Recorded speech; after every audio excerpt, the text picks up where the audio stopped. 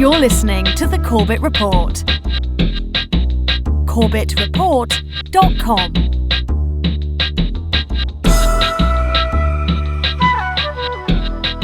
Welcome back, ladies and gentlemen. Welcome back to the Corbett Report podcast. I am your host, James Corbett of corbettreport.com, coming to you, as always, from the sunny climes of Western Japan. Today is the 26th of August, 2014, which is a Tuesday.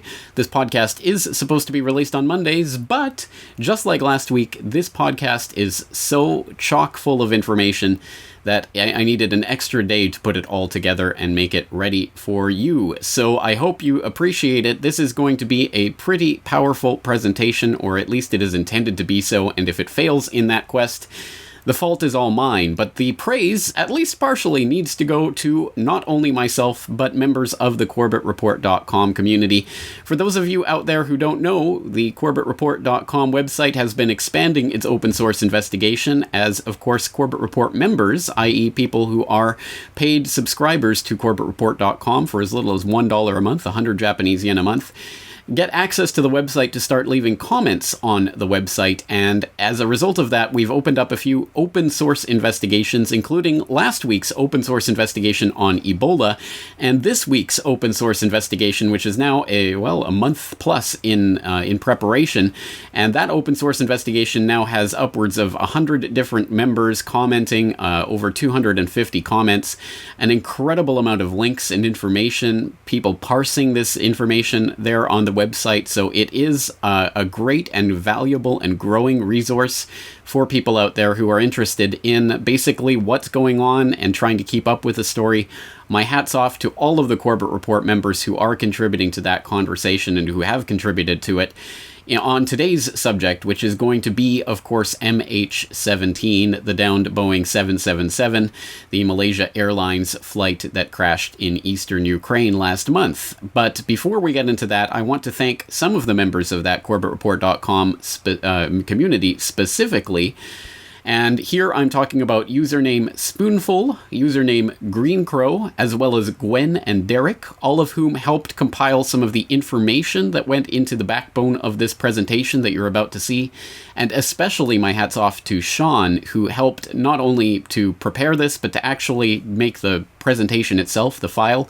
Despite the fact that he'd never worked with OpenOffice Impress before, he did an impressive job putting this together. So thank you so much to all of those community members who helped out, and also thank you to Jason, Delia, Ian, and Bart, who all offered to help with the compilation of this podcast / presentation, but who either couldn't help out at this time or who I actually couldn't get to their email in time to get them included in the project. Again, this just goes to show that there are an incredible amount of people who are contributing to this information and the compilation of all of these details, and an incredibly growing and vibrant corbettreport.com community. It is becoming the type of community that I always hoped it would be, so I'm very, very happy to see that taking place. Slowly but surely, we are transforming this into a truly open source community investigation. So on that note, today, as I say, we're going to turn our attention to MH17. Let's get straight into it.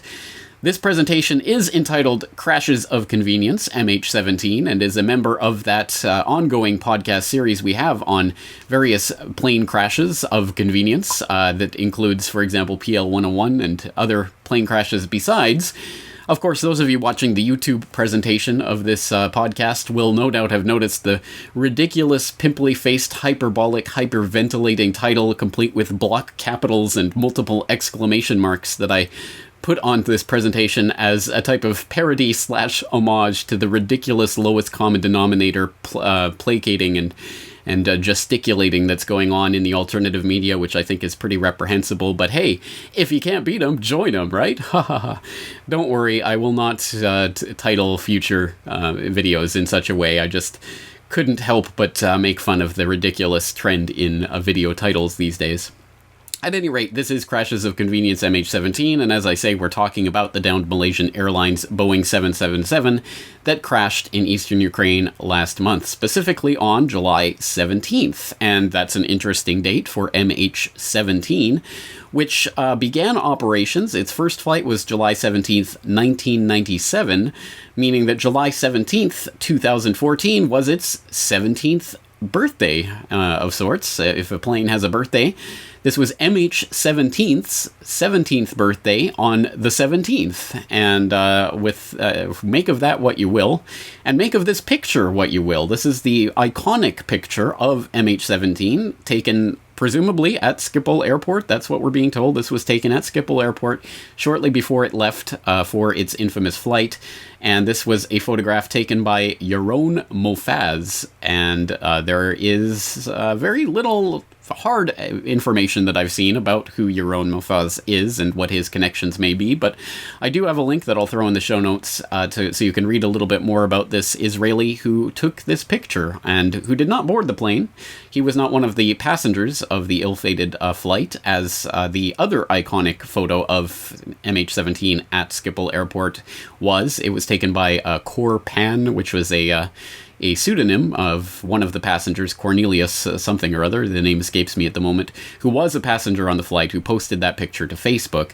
This is the other picture, which does not, which looks very, very professional, looks very good, and was picked up by Reuters and widely published. So again, I'll throw the link in the show notes at corbettreport.com so you can read more about this photo and what's behind it. But let's move on. So the question, of course, as always, what are we going to cover in this presentation? In this presentation, we're going to review, as we usually do, the official story, what we are expected to believe about what really took place last month during the downing of this aircraft. We're going to examine the timeline of MH17. We're going to detail counter evidence to the evidence, quote unquote, that's been proposed by the US State Department and its allies. We're going to debunk some of the lies and rumors surrounding this event, and we're going to hopefully disarm the propaganda. And disarm is the operative word here, because we are definitely dealing with weaponized information. This is information that, of course, we can see was quite clearly intended to further that demonization of Russia towards the creation of increased military tensions between Russia and the Ukraine specifically, and of course, in the broader context, Russia and NATO. And in that regard, it wasn't exactly a success, as we'll see. It's obviously, the MH17 story has all but disappeared from the news media now that the actual facts of the situation don't quite line up with the propaganda that we were being told. But at any rate, it certainly was effective in getting that further round of sanctions on Russia that have played a part in some of the recent economic turmoil taking place between Europe and Russia specifically, but again, more broadly speaking between the US allies and Russia. So we are, again, at the brink of military tension, which may be easing off as we record this podcast.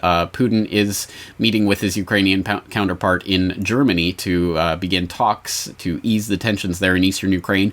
Hopefully, this is a story that within a month or two, we will all have forgotten the craziness going on in Ukraine. But if not, this may be a key point of that story, and a key point for, once again, disarming the propaganda, the information war we're being fed. So let's begin by taking a look at that MH17 timeline. And we know, for example, that MH17 departed Schiphol Airport at 10:14 UTC. All of these times are in UTC. 13:15, 1:15 p.m., Ukraine ATC loses contact with the aircraft, and that is reported to Malaysian Airlines. Now, the interesting thing is when Malaysian Airlines reported that to the press, they mistakenly declared that was 2:15 UTC, but it was actually 1:15 UTC. And then basing this on a timeline that was actually posted in the Star Online, a Malaysian newspaper / online media outlet. They have a timeline which then indicates that the crash presumably took place at 3:30 UTC, which is an hour and 15 minutes after Ukraine ATC air traffic control loses contact with the plane, which I cannot believe for the life of me. I do not think that, I think there has to be a mistake in that timeline, and yet the strangest thing is absolutely nowhere is it recorded that I can find anywhere online exactly what time the craft was downed. I understand there may be some confusion because, again, there may be some period of time where it's gone off the radar and they can't track it, and etc. But surely we must know within a period of several minutes at what point this plane actually crashed, and yet that is not recorded in any of the official timelines that I can find at all. So even basic facts like these seem to be still in question. But moving along, at 3:40 p.m. UTC, Interfax and the Ukrainian Interior Ministry confirmed the shootdown, confirming all passengers and crew were dead on that flight, originally reported as, I believe, 295, but eventually that being upwards of 298. At 4:03 p.m. UTC, the Ukrainian Prime Minister Yatsenyuk orders an official investigation into the crash, and at 4:18, officials confirm that there are at least 100 bodies spread over 15 kilometers at the crash scene.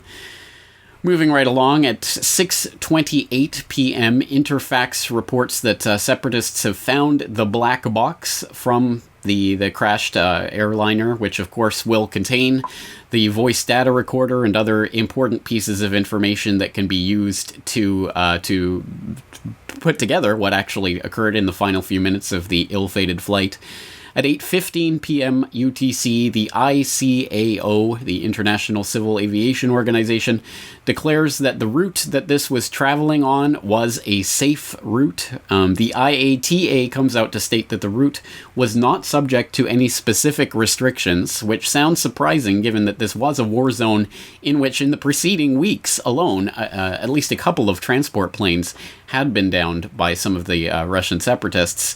And yet, this seems to be confirmed by data from Flight Radar 24 that indicates not only Malaysia Airlines was repeatedly flying over Ukraine in the days and weeks preceding Flight 17's downing, but that KLM, Thai Airways, and Lufthansa were also all similarly flying directly over Ukraine, with British Airways and Air France diverting flights down south of the Black Sea around the hot zone there in eastern Ukraine. So apparently this was, if not a completely standard flight path, it was not unbelievably unusual compared to some of the other flight plans filed and flown by some of the other airways at the time of Flight 17's downing.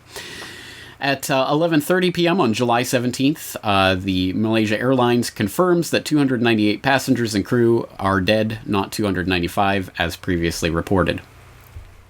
Now, this leads us into a July 18th press briefing from the Commander-in-Chief, or the Decider-in-Chief, Barack Obama, who had this statement about the downing of the aircraft.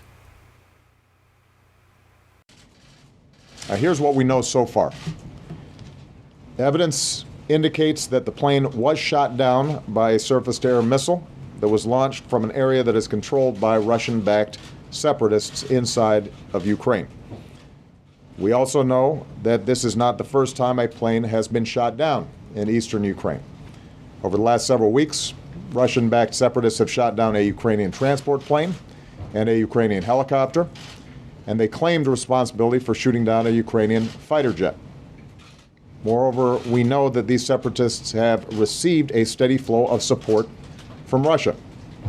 This includes arms and training. It includes heavy weapons, and it includes anti-aircraft weapons. Now, here's what must happen now. This was a global tragedy.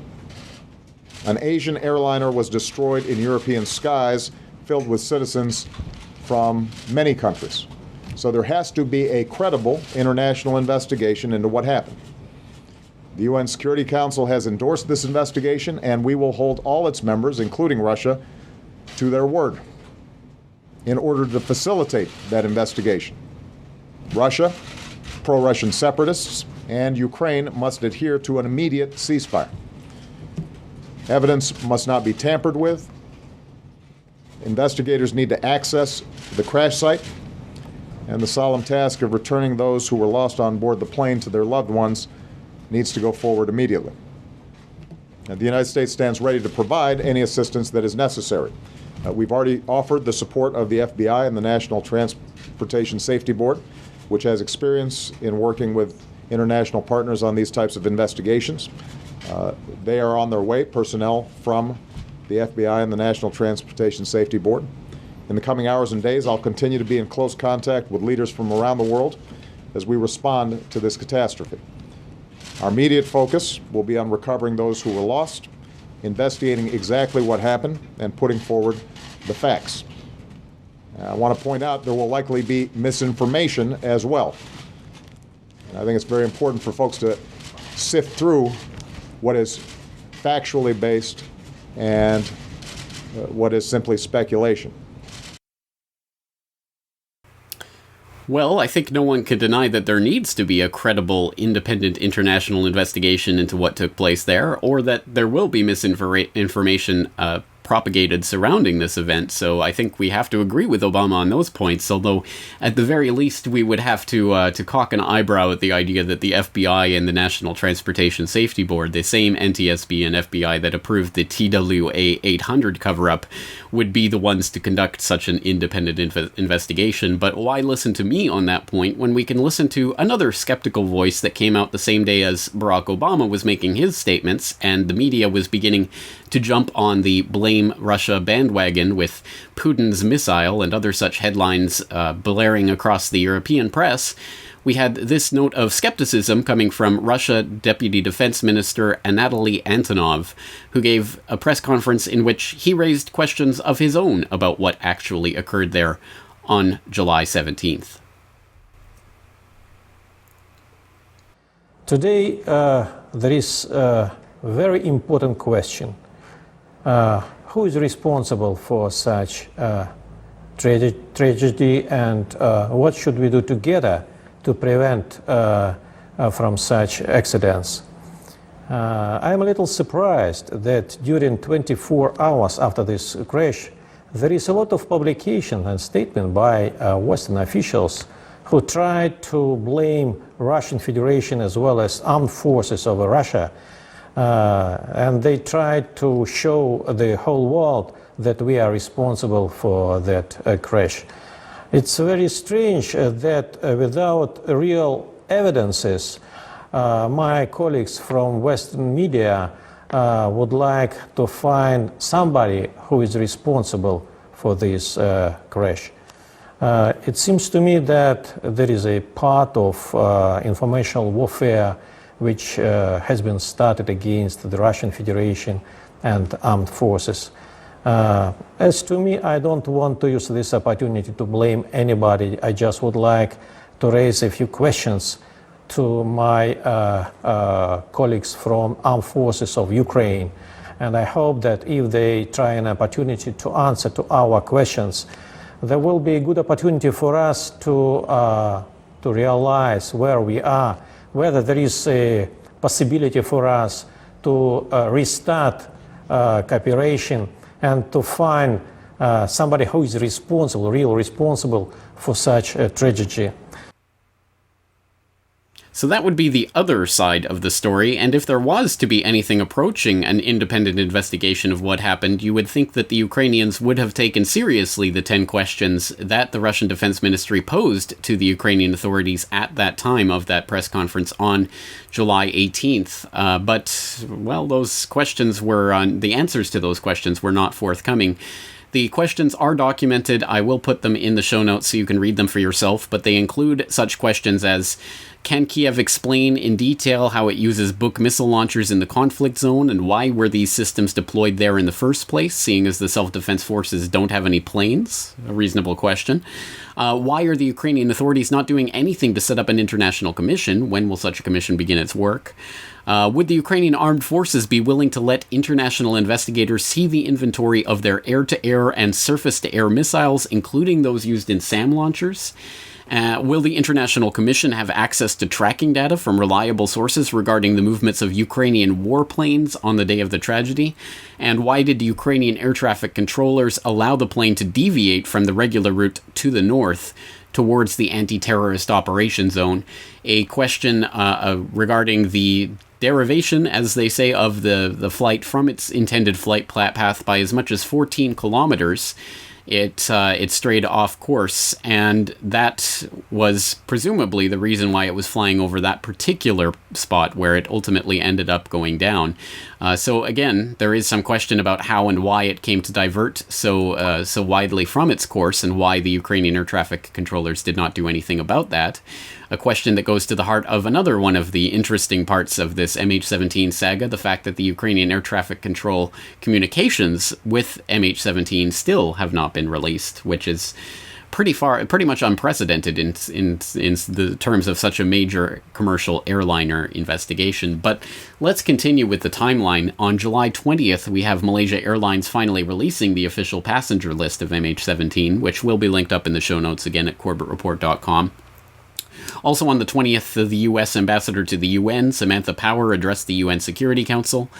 On July 21st, you have the black boxes that were recovered. The black box that was recovered from MH17 on July 17th was handed over to Malaysian authorities, and that was the end of a particularly long and circuitous saga in which the black box was originally going to be handed over to the Russian authorities for examination. And then it was, then Malaysia came in and said, no, it's ours, it belongs to Malaysia Airlines, so it was handed over to them, and then immediately sent to London for independent analysis and investigation. And the results of that investigation are pretty interesting, as we'll see in a short while. But also on the 21st of July, we had Russian military holding a press conference with satellite and radar data, bringing up some of the interesting anomalies of MH17's taking down, which we will go into in a short while, but very interesting forensic examination being presented there. Moving ahead in the timeline, moving ahead to August 3rd, we have a classified U.S. intelligence briefing blaming Ukrainian military for the downing of the MH17. This comes to us via Robert Perry of Iran-Contra fame from consortiumnews.com. In an article that he posted up on Consortium News on August 3rd, Flight 17 shoot-down scenario shifts.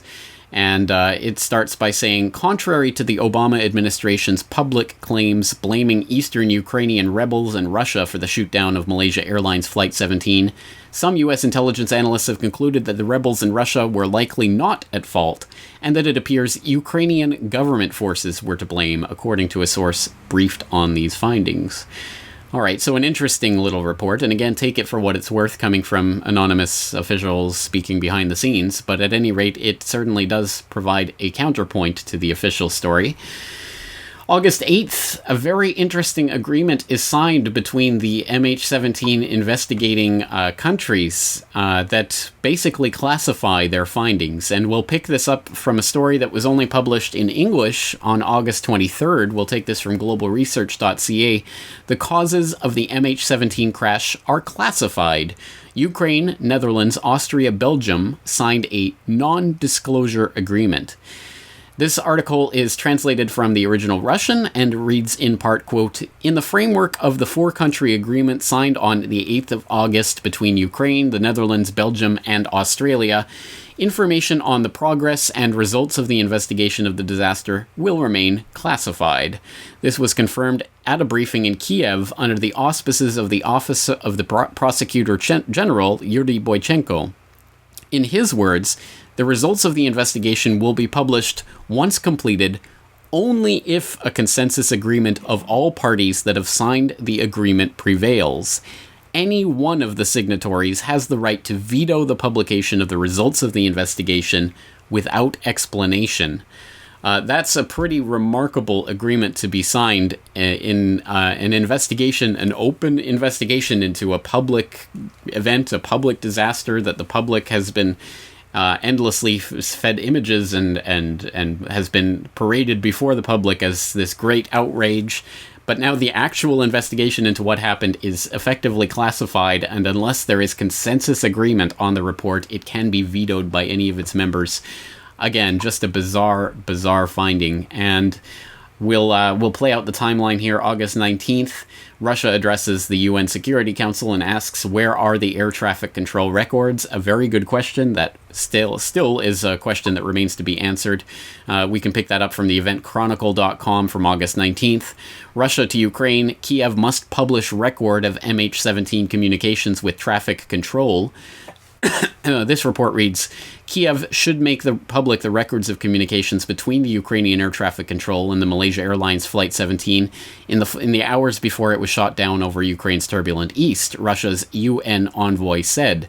The issue was among several Russia raised at a UN Security Council meeting, which was called by Russia to discuss the progress of the investigation into the tragic incident, which killed 298 people in July, Vitaly Churkin said. Moscow sees the shortage of proper evidence known to the public so far as wrong. As far as we know, UN's civil aviation watchdog, the ICAO, is being kept on the sidelines of the investigation, which has been conducted for some time. Again, pretty remarkable that even these basic records are being held back, something that Russia has done its best to bring to the attention of the quote-unquote international community, but because the quote-unquote international community refers to none other than the US and its allies, it is a piece of information that has been shoved down the memory hole. And, air traffic control records? What air traffic control records? And finally, on this timeline, August 21st, the bodies of many of the passengers flown to Malaysia. And there are pictures of them online, including this one here on the video presentation that you're watching. Very stirring images of some of the pallbearers bringing the coffins out from the plane, the transport plane, etc. So obviously all part of that propaganda rollout intended to stir the emotions and get people fired up for a war. But the question, of course, remains what really happened. And, well, there are two stories. There is the official story, and then there's the counter story. So let's look again at the official story, what we are expected to believe. And this is the story, for example, that was propounded within the first couple of days of the actual attack taking place. On July 20th, Secretary of State John Kerry, the U.S. Secretary of State, of course, made the rounds of the Sunday morning talk show circuit. And on those talk shows, he laid out what remains to this point the official story, more or less, of what occurred there or what we're expected to believe. He laid out several points in those talk show appearances, including the fact that, quote, a few weeks ago, we have a 150-vehicle convoy coming from Russia going into the east of Ukraine with tanks, artillery, multiple rocket launchers, armored personnel carriers, and being turned over to the separatists. The implication, of course, being that the separatists suddenly had all of this military machinery that they were going to make use of, presumably by downing a civilian aircraft. He said they had an SA-11 right in the vicinity hours before this shoot, the SA-11 being a surface-to-air missile launched from, for example, a Buk missile launcher. He said the separatists have shot down 12 aircraft in the last couple of months, among them 2 transport planes, AN-26s, again, that well documented, not really in dispute. Literally, drunken separatist soldiers are piling bodies into trucks unceremoniously and disturbing the evidence and disturbing the pattern that is there. Anything that is removed, and we understand some aircraft parts have been removed, compromises the investigation. Again, trying to make it look like the crime scene is being tampered with in order to cover up what really occurred there. 9/11. He noted, we observed by imagery that at the moment of the shootdown, we detected a launch from that area, i.e. the vicinity of the shootdown, and our trajectory shows that it went to the aircraft. Again, that's a direct quote from Secretary of State Kerry. We know with confidence, that the Ukrainians did not have such a system anywhere near the vicinity at that point in time. We have not within the administration made a determination. I've tried cases on circumstantial evidence. It's powerful here. But there are an enormous array of facts that point at Russia's support for and involvement in this effort. Some of the separatist leaders are Russian. Russia has armed the separatists. Russia has supported the separatists. Russia has trained the separatists. All right, not really very difficult to parse what is being said here and what the implications of this are. Obviously, the State Department is trying to make it seem that it is Russia that was ultimately behind this because of their arming, training, supplying, funding, and directing of the separatists in eastern Ukraine. And that is basically the case. Now, the case is backed up by various pieces of evidence. Of course, Kerry referred there to imagery that shows the moment of the shootdown, including the detection of a launch from the area and plotting of the trajectory of that launch that seems to be going directly to the aircraft. But oddly enough, they haven't really showered the media with those images. What they've showered the media with is such things as the Ukrainian government's interception of phone calls that was posted to to YouTube the day or two after the events, in which we presumably are listening to the voices of various people in the Ukrainian separatist movement who presumably are talking about this downing of this aircraft and are presumably taking credit or blame for the shoot down. We have just shot down a plane, Group Minera, so supposedly says voice of Igor Bezler. And these are recordings that have been vouched for by the State Department as being authentic, so again, take them for what they're worth. There was some question about the timestamp of the upload to YouTube and the idea that this had been uploaded the day before MH17. That timestamp has been debunked. That it's more to do with the way YouTube processes videos than it is to do with the actual upload date of the video itself. I'll put a link in the show notes so you can take a look at that. That was a conclusion that we came to early on in the open source investigation at corbettreport.com, that the timestamps are inconclusive at best, and it would be a pretty shoddy job to upload your evidence the day before the actual operation went down. That would be a pretty ridiculous mistake to be making anyway, so I think that's not exactly evidence of anything. But the provenance of these phone calls and what they are actually phone calls recordings of, again, there's no end to what they could be, or how they could be manipulated or tampered with, or simply made up from whole cloth. But then, of course, we have this damning conclusive evidence of a Buk missile launcher, which is clearly being driven by the separatists across the border back into Russia. I mean, how could this video that you're seeing on screen now in the video presentation be any clearer? That is so obviously the Buk missile launcher in question being driven across the Russian border. And how do we know this? Well, it was posted online, so it simply must be true. And we've been told that this is conclusive evidence, so apparently, again, that makes it true. This is the type of evidence that we've seen being posted, along with supposed social media posts by the Ukraine separatists, supposedly taking credit or taking blame for the shoot-down, believing that they had took down a transport plane, but then immediately backtracking on that. But again, all of this evidence that has been presented to us is not the type of telemetry or radar imagery or anything concrete, as we had been told to believe that was on the way. It was this type of evidence. But, well, it's not exactly convincing. This amounts to, as has been pointed out in the press, by some of the press officers who actually are trying to hold some of these minions to the fire, feet to the fire. This is basically social media. And the question is there anything other than social media evidence that we can actually point to that would actually indicate that this was the work of the separatists? And this was a question that was posed in so many words to the U.S. Secretary of State Deputy Spokesperson, Deputy Spokesperson Harf at a press conference on July 21st. How is it exactly that you know that it was fired from from separatist-held territory? Well, we have a great deal of information that the Secretary laid out yesterday, and I can go back through some of it today.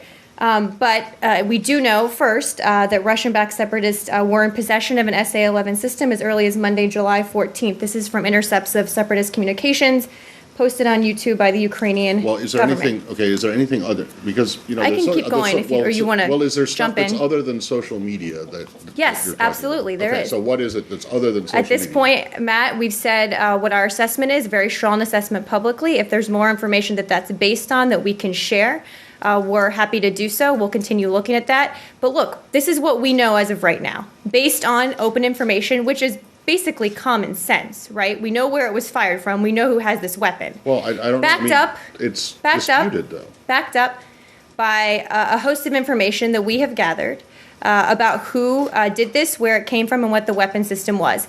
So we're just telling you what we know now. Right.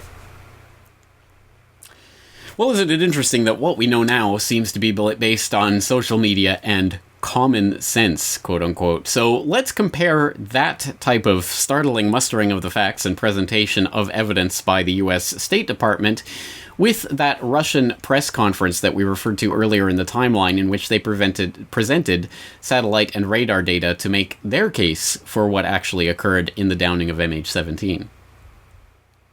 Russian monitoring systems also registered that there was a Ukrainian Air Force jet, probably an Su-25 fighter, climbing and approaching the Malaysian passenger aircraft. The Su-25 was between 3 and 5 kilometers away from the Malaysian Airlines plane. The fighter jet is capable of reaching an altitude of 10,000 meters for short periods of time. Its standard armament includes R-60 air-to-air missiles, which are capable of locking and destroying targets within a range of 12 kilometers, and which are guaranteed to hit their target from a distance of 5 kilometers. What was a military aircraft doing on a route intended for civilian planes, flying at almost the same time and the same altitude as a passenger airliner? We would like to receive an answer to this question. To corroborate this evidence, we have a video taken at the Regional Air Traffic Control Center in Rostov. At 17:21 and 35 seconds, with Boeing's velocity having dropped to 200 kilometers per hour, a new mark detecting an airborne object appears at the spot of the Boeing's destruction. The new airborne object was continuously detected for the duration of 4 minutes by the radar stations at Ust-Donetsk and Batuninskaya. An air traffic controller requested the characteristics of the new airborne object, but was unable to get any readings on its parameters, most likely due to the fact that the new aircraft was not equipped with a secondary surveillance radar transponder, which is a distinctive feature of military aircraft. Detecting this airborne object at an earlier stage was not possible, since our radar sites normally monitor airspace in standard observation mode, which only enables aircraft detection at this range at an altitude of upwards of 5,000 meters. Detecting the new aircraft became possible as it started to ascend. Further changes in the airborne object's coordinates suggest that it was hovering above the Boeing 777 crash site, monitoring the situation. Ukrainian officials earlier claimed that there were no Ukrainian military aircraft in the area of the crash that day. As you can see, that is not true. Thank you.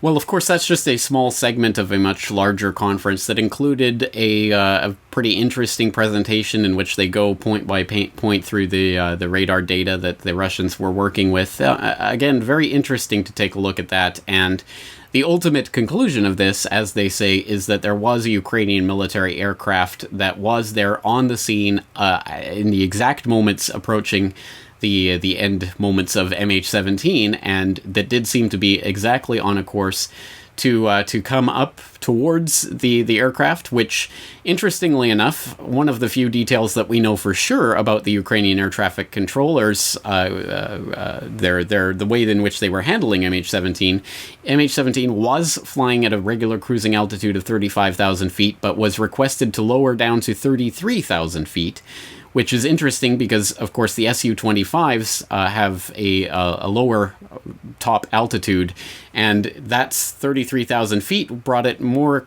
clearly within striking distance of that military aircraft. So again, just another piece of the puzzle that lines up towards that presentation.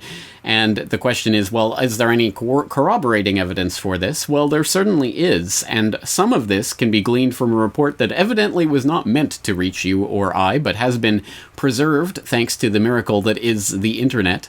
And this is a report that was filed by BBC Russian correspondent Olga Ivshina on July 23rd, and included some interesting eyewitness testimony that you can see here on the screen if you're watching the video presentation of this. I will refrain from playing it because, of course, it is in Russian, but it indicates that these eyewitnesses did witness a Ukrainian or a military aircraft. They did not specify Ukrainian, but a military aircraft that was tracking and following the civilian airliner before it was shot down. So, again, corroborating evidence from eyewitnesses that was then attempted to be scrubbed from the web by the BBC. According to BBC spokespeople, there were mistakes in the report. It didn't live up to the editorial values of the BBC, so they took it down. very interesting, and I think we can make of that what we will.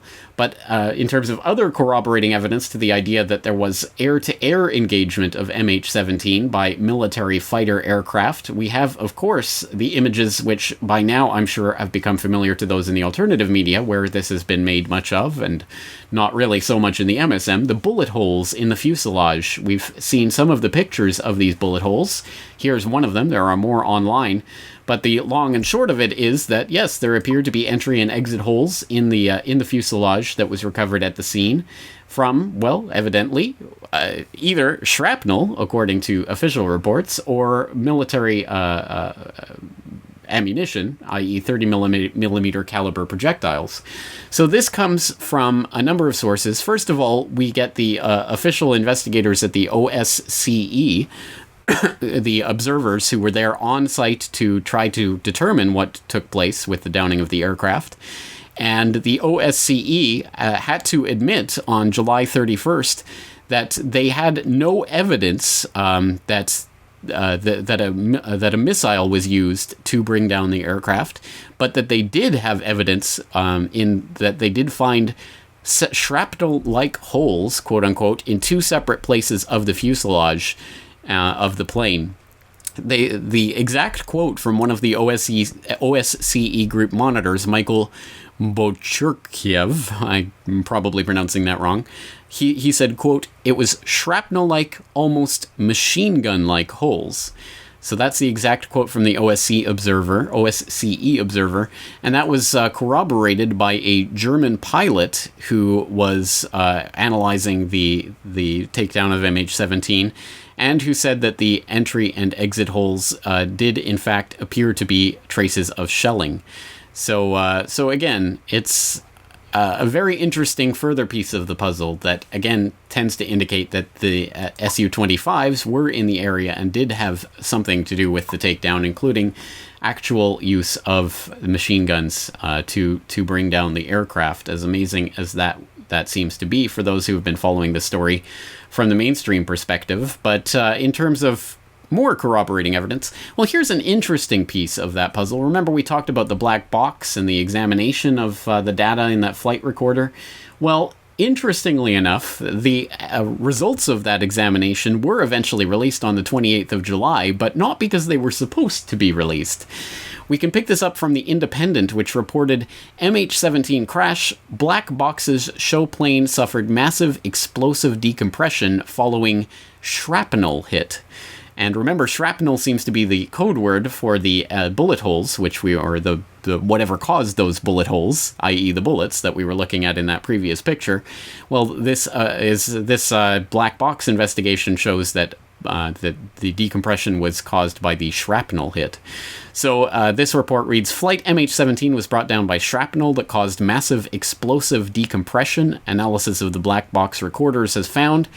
The results given today by Ukrainian security official Andriy Lysenko have, however, left Dutch officials stunned, as they did not expect the premature announcement. Mr. Lysenko told a news conference that the fragments had come from a rocket blast. His source, however, is under scrutiny after the Dutch Safety Board confirmed they did not give the information to Ukraine. DSB spokesperson Sarah Vernuij told The Independent, "I can't make a comment on what source Mr. Lysenko has. We don't want to confirm or say anything about the information on the black boxes right now. This is this is in the best interest of the investigation itself." Blah blah blah. So it looks like the Ukrainian authorities spilled the beans on the black box investigation, and apparently it was an explosive decompression that was caused by shrapnel fragments that had punctured the aircraft. Again, we have to look at those bullet holes as being the primary physical forensic evidence that at least we have access to in the general public at this point. So I think they would have to present an alternative viewpoint, or at least an alternative explanation for what those shrapnel holes are and how they occurred. So again, a very interesting part of this story, but it just proceeds to get more and more bizarre the further down the rabbit hole we get. For example, we have the Twitter account of a Spanish national who was working in the Kiev air traffic control at Borispol, a person who went by the Twitter handle @SpainBuca, but who has been identified online as Jose Carlos Barrios Sanchez. And he is someone who at first was questioned. It was floated in certain websites that this was a fake Twitter account, that it had been created by someone in London, that it was just someone spoofing. It was eventually corroborated. In fact, this particular person going by the name of Carlos had given multiple interviews, for example, on Spanish RT in the months prior to MH17, and those can be seen online. So this was definitely someone who was working at Kiev Air Traffic Control.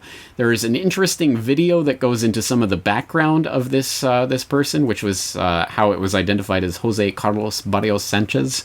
I'll put that link in the show notes so you can take a look at that and the investigation they did, which tracks back his career to Washington, D.C., where he was working for something called the International Airlines Group. Again, very interesting investigation there, but this is important because this Twitter account @SpainBuca, which has since been removed, oddly enough, was tweeting in the minutes before the downing of MH17 and then shortly thereafter about how the plane was shot down, quote unquote. The plane, interestingly enough, quote, wasn't downed by a fighter, end quote, but that, quote, military have taken control of the air traffic control in Kiev, and, quote, before they remove my phone or they break my head, shot down by Kiev. And he repeats a few times, no accident, it was shot down. So, again, we have this coming from someone who was working in air traffic control in Kiev at the time of the downing of MH17. Again, this person has been verified as working at air traffic control in Kiev. But as far as I know, there have been no further updates as to the condition of Jose Carlos Barrios Sanchez, or where he may be at this point. But at any rate, he was talking about how the military had taken control of air traffic control communications, which might be why we're not getting those air traffic control records that the Russians have been asking for, don't you think? Why have they been so reluctant to give those records? Well, here is one potential example of exactly why that is. So at SpainBuca, there is an interesting story. I suggest you look into it. Some of the, the initial translation of his texts, of his tweets, was posted on a site called Slaviangrad.org. Again, I'm pronouncing that wrong, but I'll put the link to that in the show notes, as well as to the link to a translator who says that he is a Spanish translator, and he says that the translation that has been widely duplicated online was a hastily put together translation, and he put out his own translation, which is slightly different. And seems to make more clear the fact that SpainBuca was not referring to the idea that the Ukraine military aircraft had shot down the flight. But again, I'll let you examine that and make of it what you will in your own open source investigation, which of course is enabled and furthered by the Corbett Report resources that are in the show notes online. This is where things start to get even weirder, because of course there have been the speculation, well, why another Boeing 777 from the same airliner as MH370 that went missing earlier this year?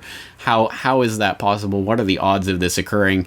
There have been a lot of speculation about whether MH370 was swapped out for MH17 and whether they actually blew up MH370 and all of these types of speculations, but one of the interesting parts of this are the bodies themselves, and there are some graphic imagery online of the bodies and some images which have been pored over by researchers. There's a couple of things to say about the issue of the bodies. One of them comes from an AP report from July 18th, headlined with the leading title, Rebel Leader Gives Bizarre Account of Plane Crash. And this story reads, quote, a top pro-Russian rebel commander in eastern Ukraine has given a bizarre version of events surrounding the Malaysian jetliner air crash, suggesting many of the victims may have died days before the plane took off.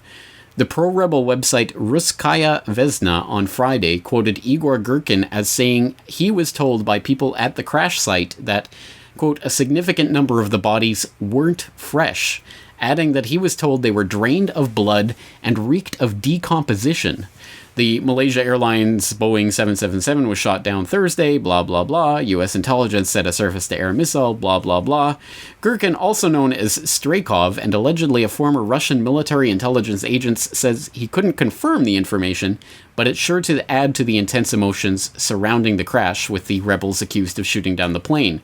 Gherkin said, Ukrainian authorities are capable of any baseness.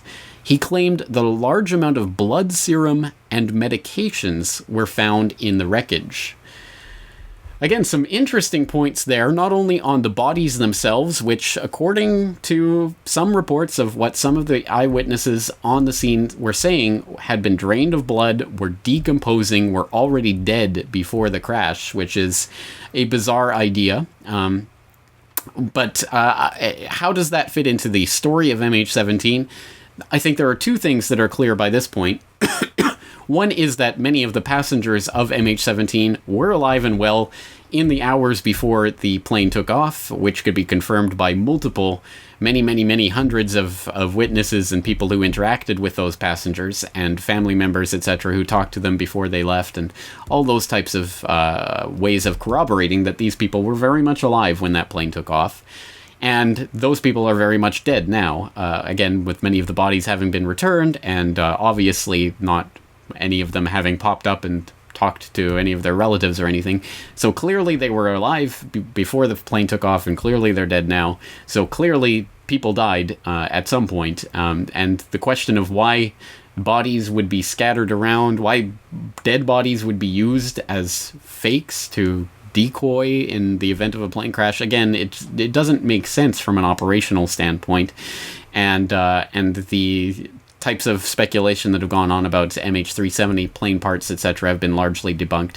I'll put links in the show notes for these types of speculations so you can look into them for yourselves, as well as there's been suggestions that some of the bodies themselves were not actual human beings, but dummies, and there are some images, when examined closely, certainly do appear to be mannequins or inflatable dummies of some sort. They certainly do not appear to be actual human beings. But the problem with this type of forensic analysis is that most people out there have not been exposed to this type of scene before, so would not know what to expect in real life if it were to actually occur. And secondly, even if we could prove that certain of these photos had been staged, that certainly doesn't mean that the event itself or everything surrounding it had been staged. It means that certain photos may have been staged. So again, like the James Foley beheading video, which even now mainstream UK newspapers are reporting was a staged video, they're saying that, well, yes, the video was staged and clearly there are parts of it that have been edited and it isn't real, but the beheading actually took place. Well, in the same way you could say, well, certain of these photos have been staged, but the crash actually took place. And I certainly think that the preponderance of evidence is that a Malaysian Airlines Boeing 777 did crash at that site. I've seen the speculation online about people saying that the crash evidence was placed there ahead of time or was actually taken to the site. I'm not buying it. I don't think that's very conclusive. But again, I'll put in some of the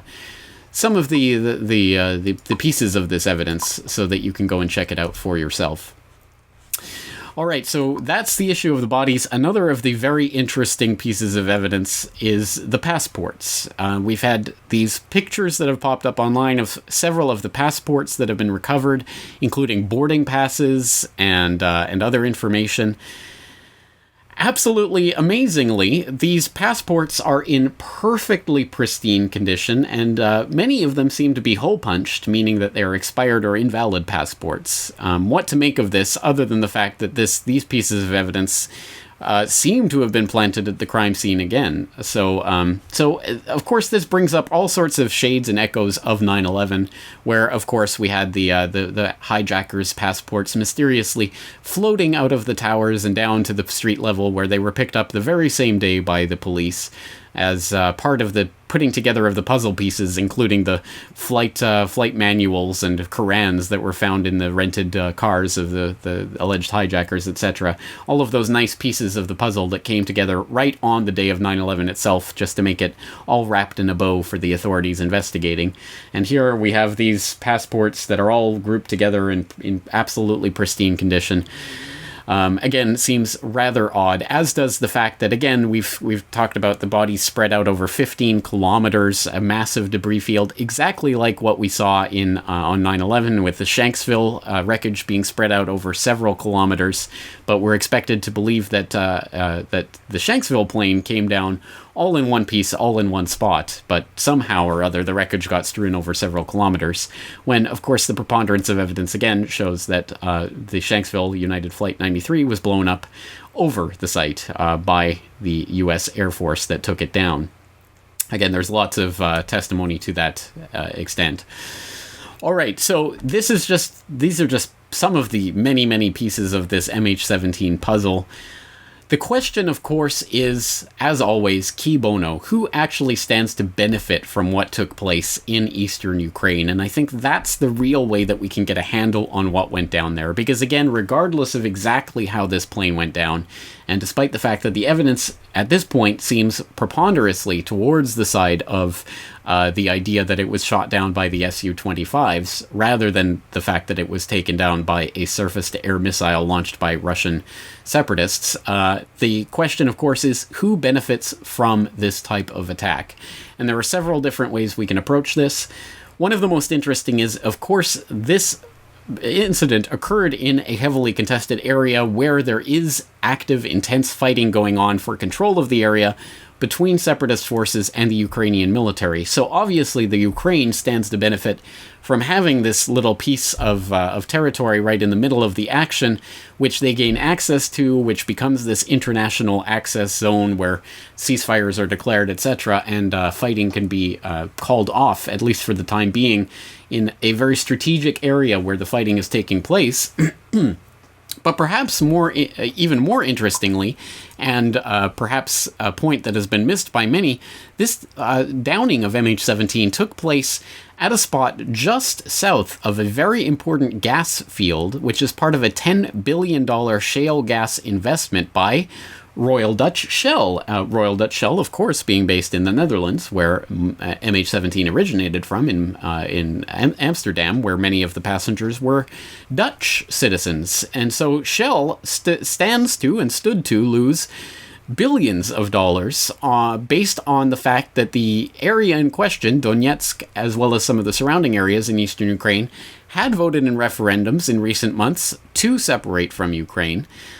Still, obviously, this is up in the air and very much contingent on what happens in terms of the way that the military confrontation between the Ukrainian government and the separatists plays out, and or the way that the peace process between Russia and the Ukrainian government plays out.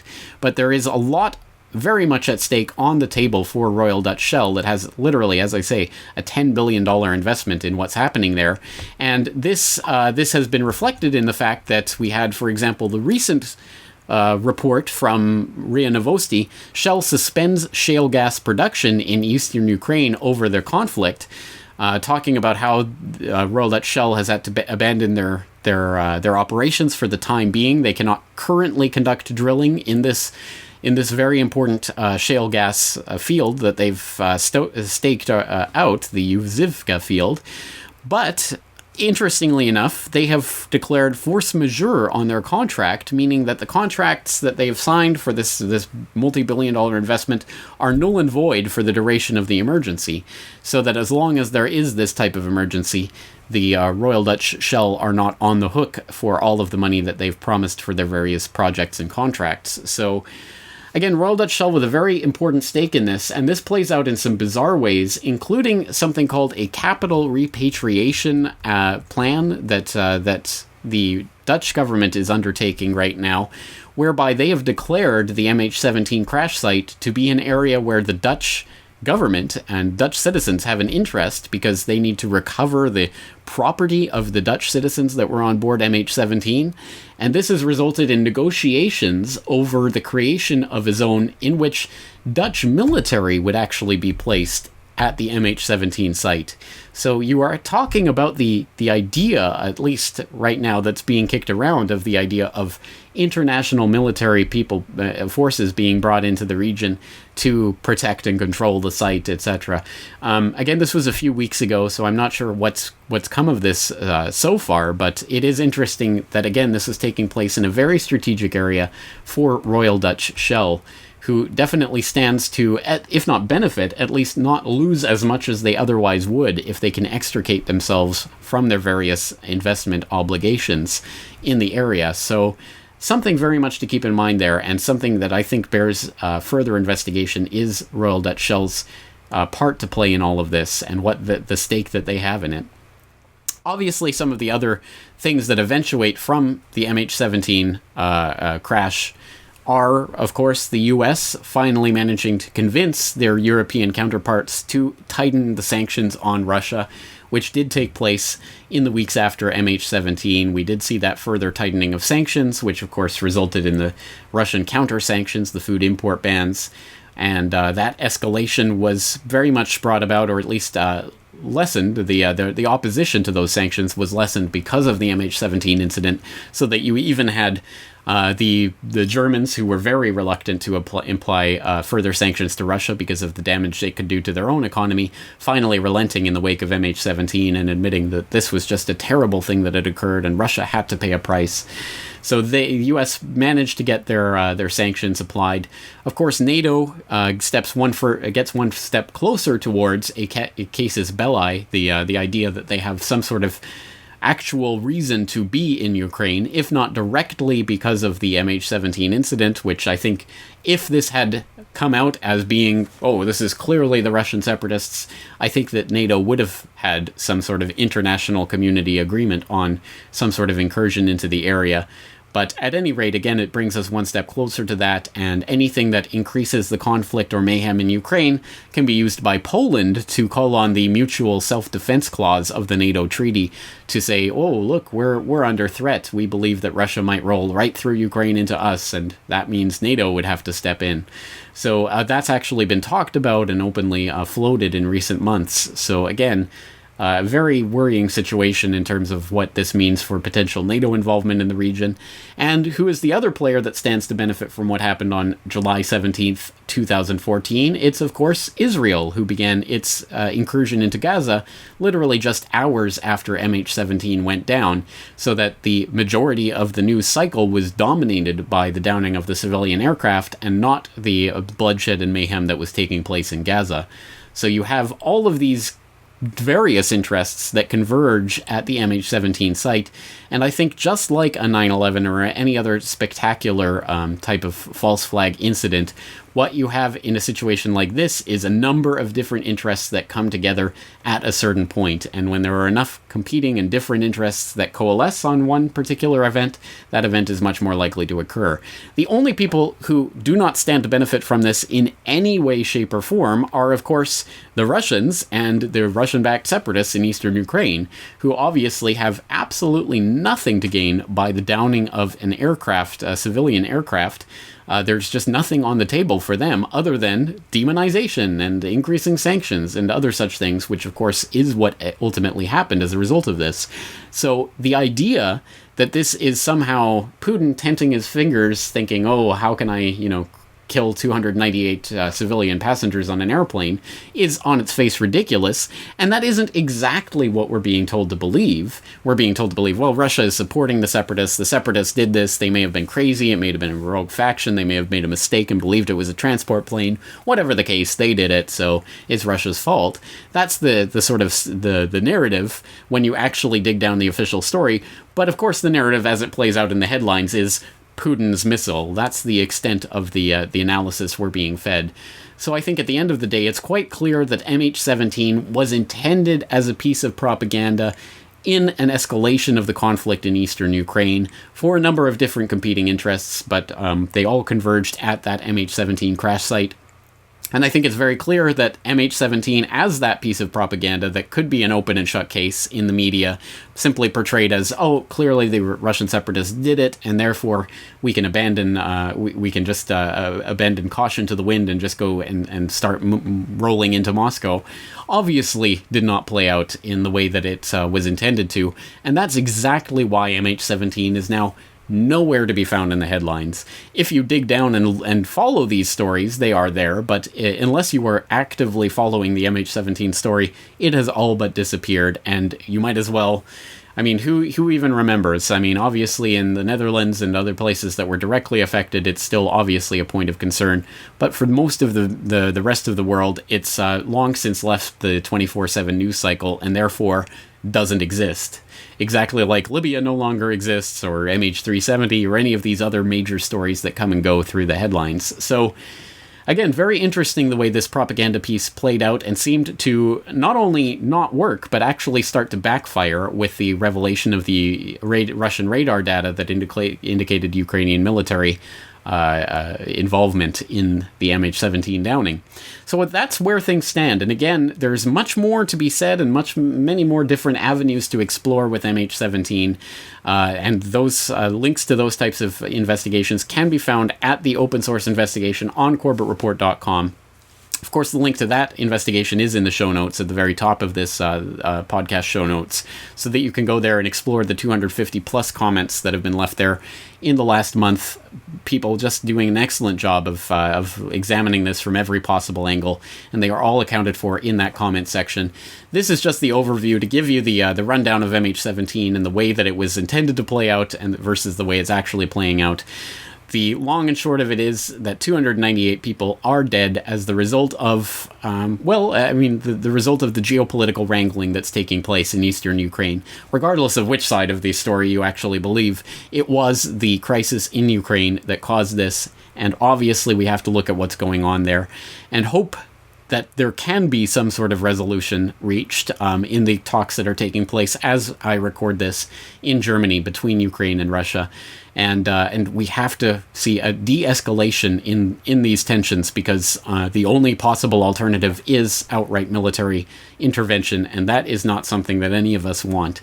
And now, of course, the news cycle is spinning off into ISIS and ISIL and IS and whatever else you want to call it. So we're looking at another Tinder powder keg that's looking to be ignited. And I'm sure after that there will be another powder keg somewhere in the world, perhaps here in the Asia Pacific. So we're running around fighting fires. Obviously, that's not optimal, but it is something that we can do with this open source investigation. I invite you to check it out and to contribute to that open source investigation at corbettreport.com. Finally, I'd also like to remind you, of course, that the Federal Reserve documentary continues to do very well online. It has spread to hundreds of thousands of people thanks to your support out there spreading the word about the documentary. And I am getting media requests to talk about the documentary because you are out there putting in those requests and asking your hosts to have me on to talk about this documentary. I really do appreciate that. It really does help to get the word out, because once again, the central banking fraud is the central fraud that underlies the entire military-industrial complex, which allows these wars to go ahead, which propagates the geopolitical conflicts. All of this goes back down to that monetary issue, so we have to confront that head on. Your support with the Federal Reserve documentary is greatly appreciated. Once again, you can purchase your DVD copy at corbettreport.com. That's going to do it for today's episode. Once again, I am very, very happy with the open source investigation community that is forming at the Corbett Report, and I thank all of the Corbett Report members for contributing to that and making it such an exciting time to be alive, to be able to confront the propaganda head on in real time, deconstructing all of the lies even as they're put out. It is truly a very empowering time to be alive, so let's make the most of it while we can. And on that very somber and serious note, I am James Corbett of corbettreport.com, thanking you again for joining me for this edition of the podcast. Looking forward to talking to you again real soon.